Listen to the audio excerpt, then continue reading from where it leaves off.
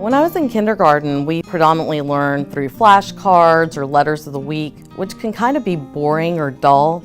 Sound learning is a fresh and creative way to teach children their letters and letter sounds and get them on their way to reading. It was very frustrating to me that you had to go back and reteach students so many letters after you've already taught them. You had to go back and change the rules on them. The letter happens at the beginning of the word. Oh, but it can also happen at the end. And then, oh, but it can also happen in the middle.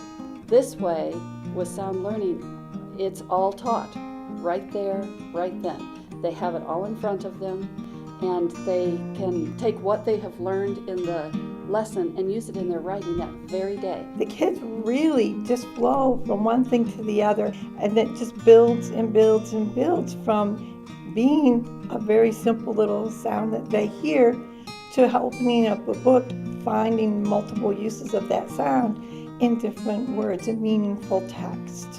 And instead of taking almost a whole kindergarten year to teach the letters, we're just about done with the letters by the middle of November into December.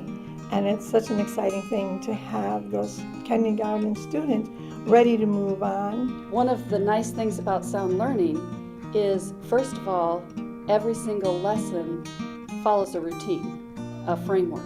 And so the students know what's coming. So their brains are already prepared for how the lesson is going to work. We have them getting up and moving a lot throughout the lesson. We have them writing the letters, first of all, in the air, and we have them do them big and little and on their shoe and things like that. Sound learning made it exciting for the kids because they could utilize different things around the classroom to help them when they were doing their writing assignments and reading. The sound wall I thought was real interesting because they have the whole alphabet and the different sounds for the different letters. And so when you would go up, the booklet would be there. It would have the letter. It would have whatever object they were using to help the student to understand what that letter or that sound made. And then the teacher would say the little song or say the little poem with the student.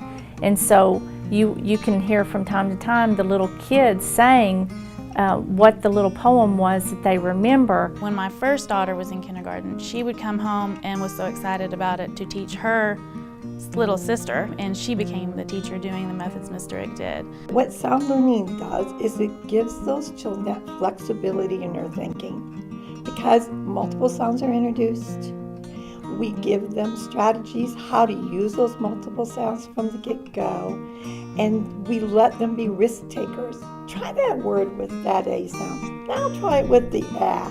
Try it with the ah. You know, it's all those approximations are just so easily given to the children and accepted.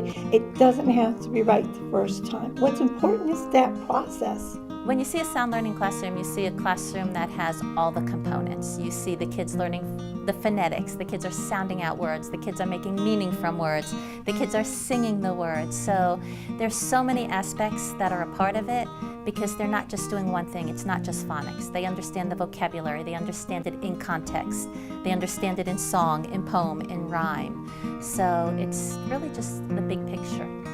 When you put the time into sound learning and invest the energy to use the sound stories and have your students follow this framework of learning each day, by the end of the year you will see that the children are ready for first grade and ready for learning for the rest of their life because they've developed that flexible thinking, they've developed that confidence, and they are able to tackle problems, not just in their reading and writing and listening and speaking, but to know that they have the knowledge and the brain power to go forth and actually solve problems. When they come to a word they don't know, they can solve it. When they come to a problem they don't know, they have more confidence to solve it.